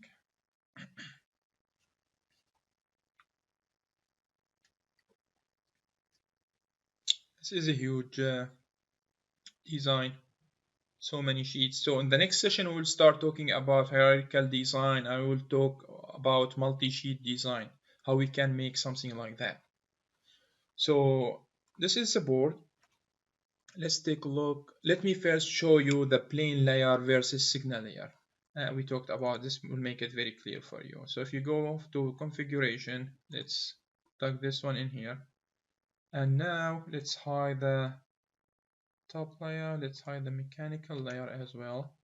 Now you can see only the top layer. So basically this is the board and these are VS. Now this is the top layer. You can see signal and the solid cover in here. You can see the color as well. If you click on F5, you can switch to single color mode. So here you can color these traces based on the coloring scheme defined in the PCB panel. Here in the PCB panel, you can select all nets. Okay, so as you can see in here, you have a green color for 0.95 volt, you have this color for 1.8, then 2.5. You have different color. You can change that in here. We discussed that in earlier sessions. So you can define a color in here. So now in order to show these colors, you press on F5 and you will see it. If you press on F5 back, then you take the color defined for the layer in here. So basically this is the top layer, and this is basically copper core. You can see in here. This is ground. Everywhere in here, this is the ground, and you can know that by double click on it. And this is top ground as it's connected to the net ground, as you can see. So this is the top layer. It's signal layer. Now let's remove this one. Look what is called this one. This is called GND power, GND signal. So they have 3 power planes in here. This is interesting. So signal, then you have power. This is power plane. Then you have signal. Then you have power ground. 2 tightly coupled planes. Then you have signal. Then you have ground. Then you have signal. Then you have ground. Then you have power. Then you have ground. Then you have signal as well. So my guess is that they routed low speed traces on top and bottom, and they sandwiched these high speed signal between planes to reduce the EMI radiation. So if you take a look at the second one, this is basically plain, nothing at all. It's just piece of copper, and these vias do not belong to. These are 3.3 volt. That's why you see they are not connected to the plane. But other than that, the grounds vias, you can see them are connected to the plane. So this second layer is a plane, just a solid piece of copper. So third one is power. Now for power, you have multiple power rails. You have maybe here you have 12 volt. Here you have, this is the ground, and this one. So you have 3.3 volt. You have different power planes or different power rails. So this one is 0.9 volt and so on. So basically this plane also plane, this for power. You have multiple power rails, you can distribute them in here. And then when this is the JNT, also ground. Again, this is a plane, and this plane, ground plane, is connected to this ground plane through these vias in here. All ground planes are connected together through the vias, and this is kind of stitching, sorry. And you can see the vias on the edge of the board also. Stitching, you can see here is the vias on the board, edge of the board, as we said. And the spacing between these vias, as we calculated, you need 1/8 of the wavelengths of the frequency on the board, and you can calculate for that. So again, here you can see you have a signal layer. I assume this is high frequency, and yes, this is high frequency, and these are differential signals. You can see this is the reason why you see this zigzag. This is length matching. That's why this is how you match the lengths of differential signals. You need to make sure that they have the same lengths so that the signal on the first end travel to the other end. They all travel together because these are differential with no delay. That's why you need to have the same lengths, because we are talking about high speed.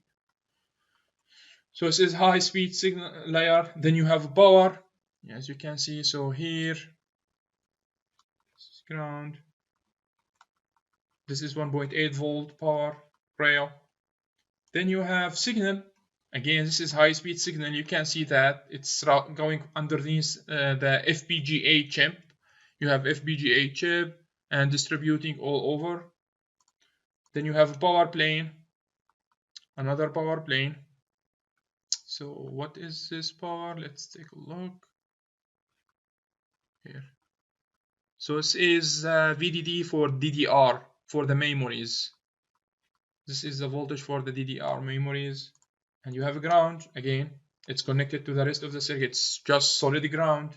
It's working as a shield for the signal next to it here. Look at this signal. This is high frequency signal, and also it's shielded by two grounds on the top and bottom. It's sandwiched. There is no way you have crosstalk now between this layer and this layer or this layer, because it's totally shielded by two ground planes on the top and bottom. All that you need to worry about is the crosstalk between traces on the same layer. You don't have to worry about crosstalk between traces on different layers.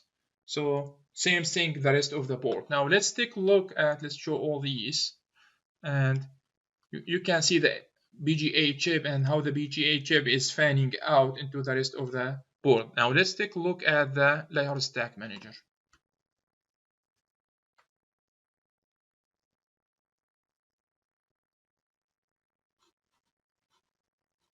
Still loading. Okay, here is the layer stack manager. We can see, so we have 16 layer for this design. Interesting. And as you can see, the second layer, third layer, and fourth layer, these are planes. And then you have, this is signal, this is power, signal, power, this is ground, signal.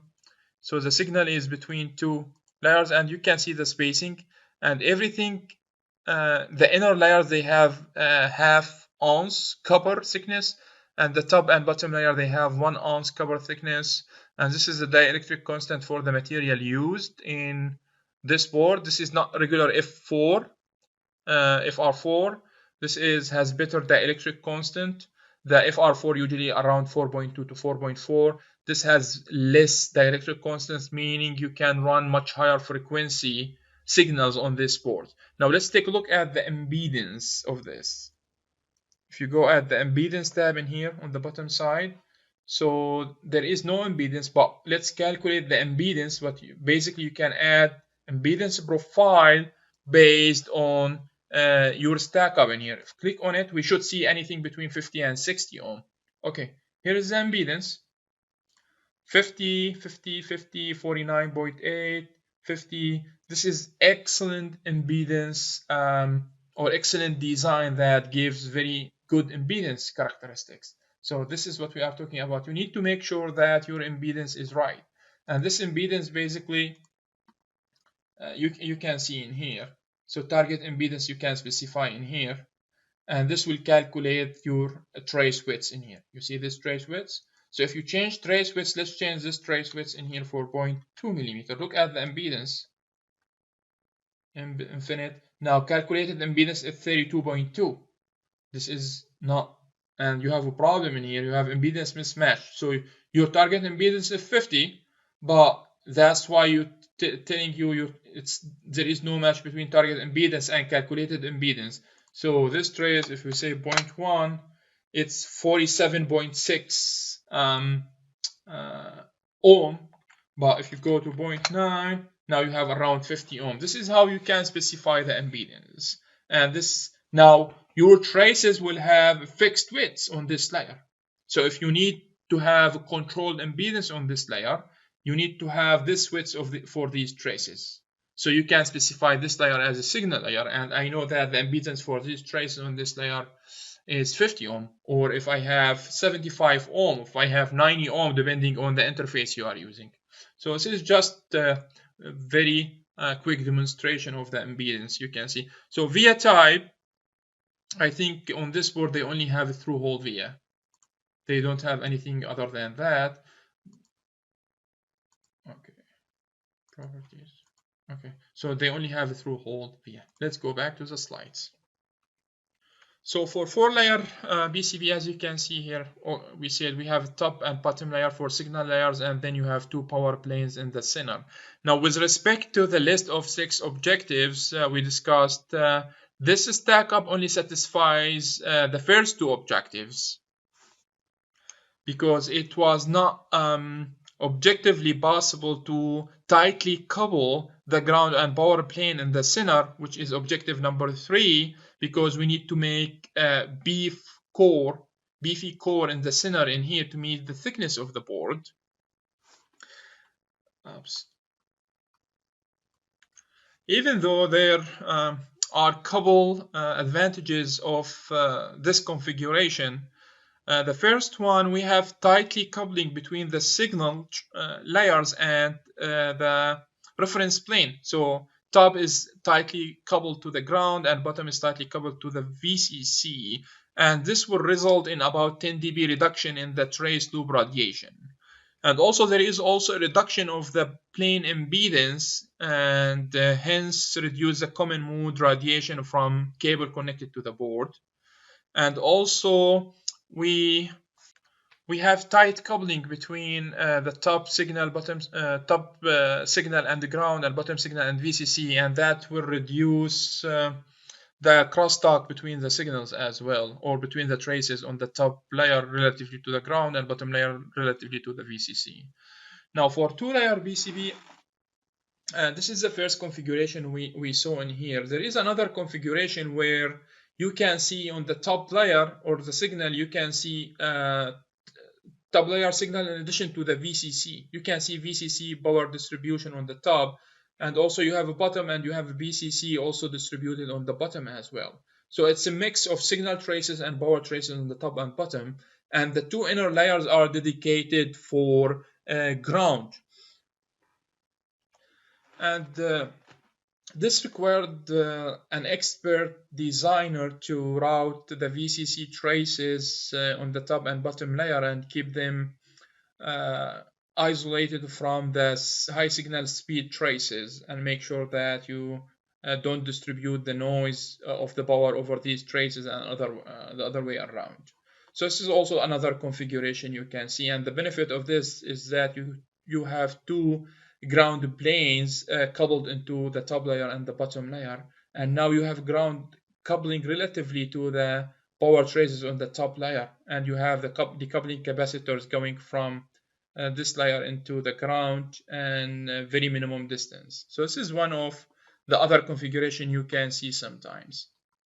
Now for 6-layer PCB is basically a 4-layer board with 2 extra signal layer added between the planes, as you can see in here. So if you go back to the 4-layer, you have top, bottom, you have two planes in the center. 6 layers, top and bottom, you have planes, and you have 2 layers added to the center, and these are shielded from the top and bottom layer. And in most cases, they dedicate these inner layers for high-speed signal and dedicate the outer layers on the top and bottom for low-speed signals. This is LSS, low-speed signal, high-speed signal, HSS. Now, what is the benefit of that? Now, basically, sandwiching or embedding the high-speed signal between planes can reduce electromagnetic radiation by up to 10 dB. And also, this can reduce susceptibility to radiation as well as providing electrostatic discharge protection. So not only preventing noise from being radiated from these high-speed signals, but also reduce the possibility of being affected by external source of noise because they are protected by a shield. These ground and the VCC planes will work as Faraday cage to protect these signals from external radiation and also from being radiated to the external sources. So provide good EMI immunity. Now, going back to the objectives, 6 objectives, this configuration satisfies objective 1, 2, 5, and 6. Its main drawback is the separation of power and ground planes in here. So the power and the ground are on the layer 2 and the 3. That means we don't have tightly coupled power planes. Then we don't have capacitance between these two. And it's called interplane capacitance between the power and the ground plane.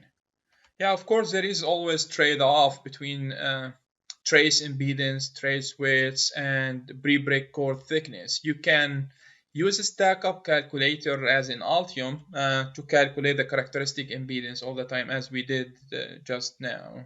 Now you might see, and now this impedance here, and this was designed in software called ICD Stack-Up Planner. This is software also you can use for designing stack-up, but Altium Designer also provides the same thing. Now you might see edge-coupled differential impedance in here and also broadside coupled differential impedance. And these are used with embedded dual strip line layer only for differential mode signaling. So if you have differential mode signaling, you can calculate the differential impedance comparing to the characteristic impedance that is common mode impedance. And that's why you can see these in here. Now, there is not nearly as common, but it had a good performing stack up for a 6-layer board where you have the top layer as a signal layer, and H1 in this case will indicate the horizontal routing layer for signal 1. Then you have a ground, and then you can use signal layer 3 as vertical routing for signal 1. Similarly, you have signal H2 and V2. You have signal layer in horizontal direction for signal 2 and vertical direction for signal 2 as well. Now this configuration has the advantage of the orthogonal routed signals, and they are always referenced to the same plane. This is the good about it. So if you have the signals routed orthogonally to each other, they were reference to the planes, you don't have to worry about the coupling between the signals or the noise as well. Now this is an example. So you have our signal trace routing. You have on the top layer or on the first side of the signal layer, you have vertical routing. All your traces are routing in vertical directions. Now on the bottom layer or the layer adjacent to it, you have vertical or horizontal routing, and this will eliminate the coupling between these traces because they are orthogonal to each other. So this is one of the tricks they use sometimes if you cannot separate the two adjacent layer with the ground plane to isolate them. Now 8-layer board is the minimum number of layers that satisfy all of the original stated objectives, all of the 6. This is the minimum number of layers you need to satisfy all the objectives. It's 8-layer. Also, there are many stack-up possible. We will only discuss a few of them for 8 layers. And these stack-up configuration have been proven to provide excellent EMI performance. You don't have to worry about anything else. You just pick one of these stack-up options we will discuss right now. So again, 8-layer PCB, it's used to improve the performance of EMI, not to increase the number of signal layers. So if you look at 6 layers, you have 1, 2, 3, 4 signal layers. If you look at 8 layers, you only have 4 signal layers, but we are trying to override the disadvantage of not having isolation between the two inner layers in here, and also not having a tightly coupled ground and power planes in the board. So basically we are adding 2 power planes in the center of the 6-layer stack to form 8-layer stack and meet all the conditions or objectives, 6 objectives. So it's not about increasing the number of routing layer, and it's not recommended at all to have more than 2 adjacent signal layer between the planes, as this creates impedance discontinuity and resulting in about 20 ohm difference in impedance of signal layers, and hence this will increase crosstalk between these signal layers. So don't switch to 8-layer stack up by adding 2 signal layers. The only reason why you need to switch to 8-layer stack up is to improve the EMI performance, and this will require to add 2 planes layers in the center and separate layer 3 and 6, and you will have a good coupling between these 2 power layers. And now you no longer have to worry about the crosstalk between inner layer 3 and 6, because they were adjacent and now they are totally isolated, and as you can see everything is isolated. Still, you need to use inner layer 3 and 6 for high speed signaling, and the layer 1 and 8 for low speed signaling. And this configuration is commonly used in high speed design of DDR3, DDR4 type of memories, where crosstalk to a tight routing is an issue. Because if you look at DDR3 or DDR4 memories, so many traces, and the spacing between these traces is very small. It's at the minimum maybe 4 mil or 3 mil, and the potential for crosstalk is very high because we have very tight routing. And you can see actually an example if you go back to Altium, and we can open project, same project. Let's open the memory for this. I think there is, yeah, this is not DDR4, but it has we can use it as a reference example. PC, this is DIMM. Okay, so if you look at the configurations, so let's look at, so the top basically, so number 2, so this is, you can see this is ground or power split. The number 3 you have traces, number 4 you have power, number 5 you have traces. You see this is the memory, and you have so many bins underneath this memory. Let me see the memory on the top, and these are the pins. And the spacing between these traces is very minimum. Let's take a look at the major distance. What is the spacing between these? And 3.87 mil. They are very tight in spacing, and the possibility of a crosstalk is very high. That's why you need to use, as you can see, ground. You need to isolate them with ground layers and add a shielding for these. So this is one of the reason, and this is very common in high speed and DDR4, DDR3 type of PCB design. Now let's take a look at a couple of configurations. So this is basically the configuration we saw on the previous slide. We have low speed signal and high speed signal, and then we have the power and the ground in the center. Other configuration is to have low speed signal. You still have low speed signal on the outer layers. Then you have two tightly coupled power ground and two tightly coupled power ground in here, and then you have the high speed signals in the center, but you need to make sure that these two layers are orthogonal. So this can be horizontal and this can be vertical. And so all layers are adjacent to a ground. So this one adjacent to this ground plane, this one adjacent to the ground plane. High speed layer, they are coupled to the ground, tightly coupled to the ground plane. And this ground plane will provide an excellent shielding for this high-speed signal layer and reduce the emission, because high-speed signal can produce emission. So we reduce the emission from these layers, also will protect this layer from external emission sources as well. And all the 5 objectives are met in here.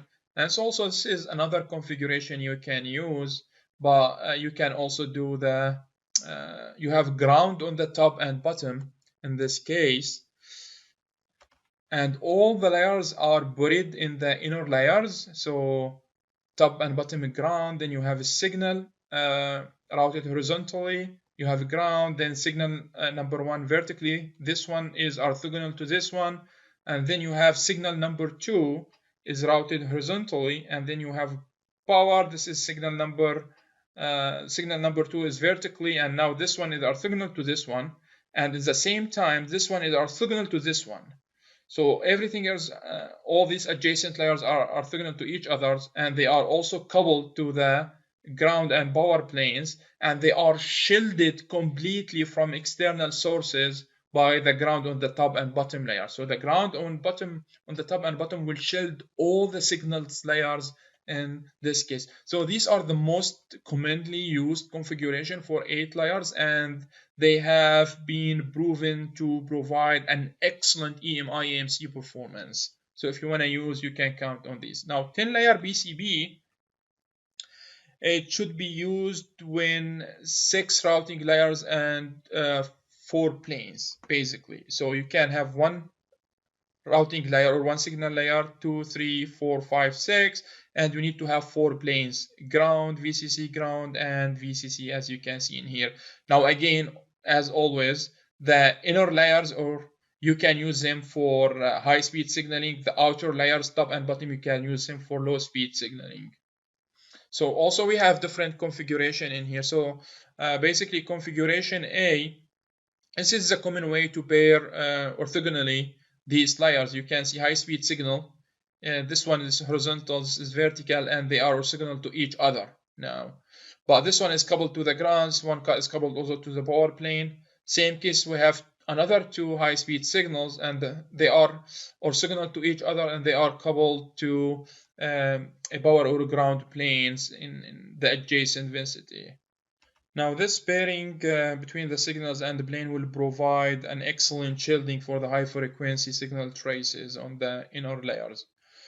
Now the good thing in here, the signals on layer 3 and 4 are isolated from the signals on the layer 7 and 8 by the center power and the ground planes. Now let's say if you have a memory, parallel memory, you can route the clock and control traces on one of these pairs, high-speed signal pairs, and route your data buses on these signals as well, and now you have the data and the clock completely isolated from each other by these power planes. So this is one of the applications of this 10-layer stack-up.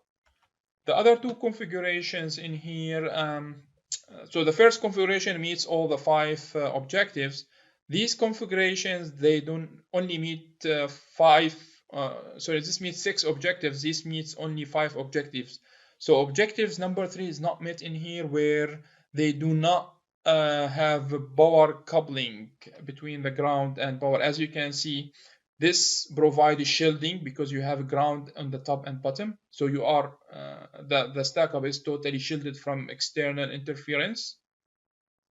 And these layers are coupled to the ground, tightly covered, and they are isolated from the rest of the signal layers. So now you can have 6 layers, all of them high speed. You don't have problem with that. And these two as well, you need to make sure you have orthogonal routing. So this is typo. This should be V. So this layer HV, this should be orthogonal. And now this one is isolated from these by the ground, and these are orthogonal. And these are isolated from here by the power plane, and these should be orthogonal. And then everything is isolated from the external. But you don't have coupling between the power and the ground, tight coupling between power and the ground, because you don't have two adjacent layers. Same thing in here. But here you have low speed signal on the outer layers, and you have 2 layers that are completely isolated from all the other layers. Here are 2 by 2. You don't have complete isolation for one layer. This one is isolated from this one based on the orthogonal routing. So again, this one should be V1. So these are the 3 configurations. You can go with the first one is the most commonly used configuration. Now 12-layer PCB, 12-layer is the largest number of layers can be fabricated on 1.6 or millimeter or 62 mil thick board. Once you go to 14-layer, the board has to go thicker than 1.6 millimeter or 62 mil. Now the high count layer in here require the dielectric or substrate material to have very thin thickness, and this will come as an advantage because these layers will be tightly coupled, because we need to reduce the dielectric material thickness to maintain the total thickness of 1.6 millimeter and encapsulate everything within 1.6 millimeter thickness. So proper stack-up and routing can meet all of the high-speed requirement and will have an excellent EMI performance and signal integrity when you go to 12-layer. And if you look here, so you have a top and bottom. This can be used as low speed. Then you have a shielding on all the 6 internal layers.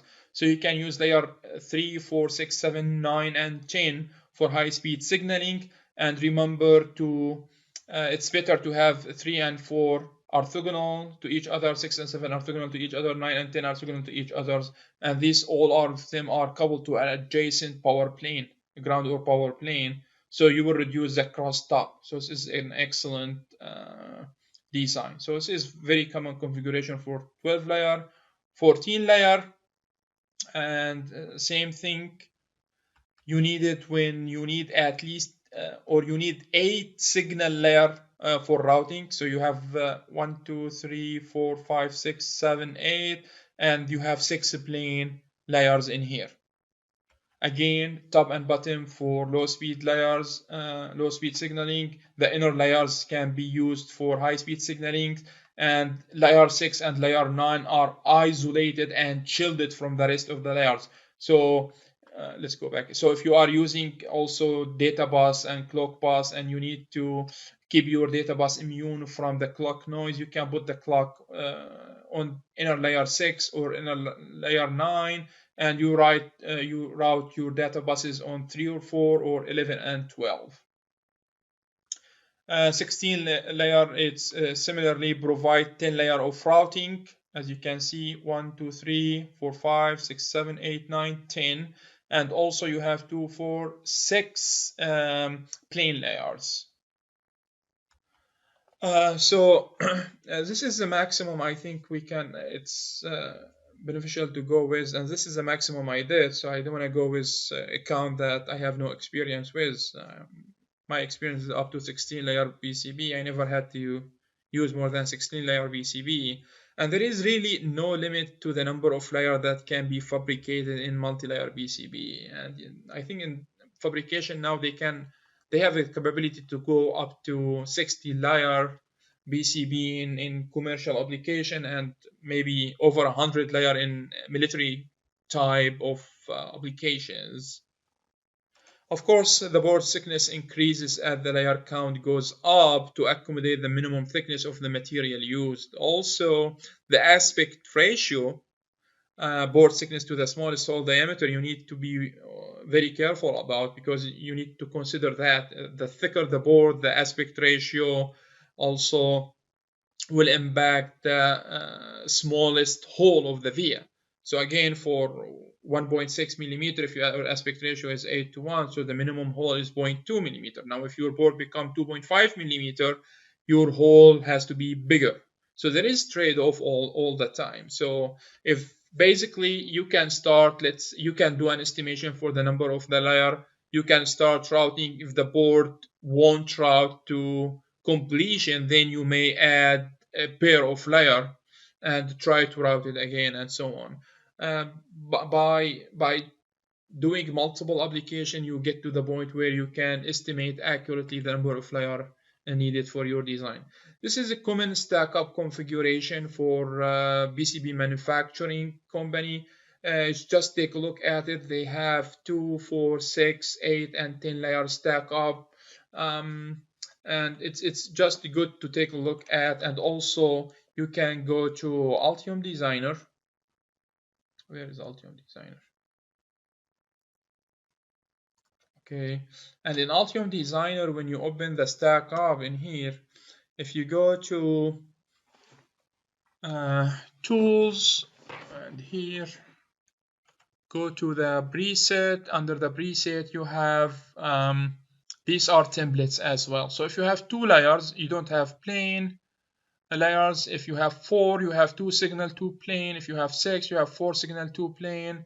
And of course you can change that. 8 layers, you have 6 signals 2 planes. For 10 layers, you have 6 signal 4 planes. If you click on it, if you press it, will be removed. Let's take it. It's okay. It's loading. Okay, here this is a 10 layer stack up. So as you can see here, we have a ground plane here. We have signal, we have power plane, ground plane, signal, ground plane, and then we have the bottom layer. You can change any of these layers from signal into whatever needed. It's not necessarily to be ground. You can change it from plane into signal, or you can add more layers to it, or remove a layer from it. You can add here, just right click where you want, insert layer, let's say blue. You need a signal or a plane. You need a core pre-preg. Let's say I need plane in here. You can add a plane. Basically, once you click on it, 2 layers will be added, not only one, because they are in pairs, and so on. So that's all for this session, and the last session will be session number 10, and we will discuss multi-sheet schematic, and also discuss how we can use a board hierarchical design, and we will go over a project, 4-layer and 6-layer project, and do a demonstration for that project. Now we will stop at session 10 for this class, and then the next part of will be a class dedicated for signal integrity. We'll go over crosstalk, impedance mismatch, differential pairs, and we'll go deep, and we have to go over some mass and in-depth concepts or complicated concept, and cover signal integrity in details. Thank you all, and talk to you in the next session.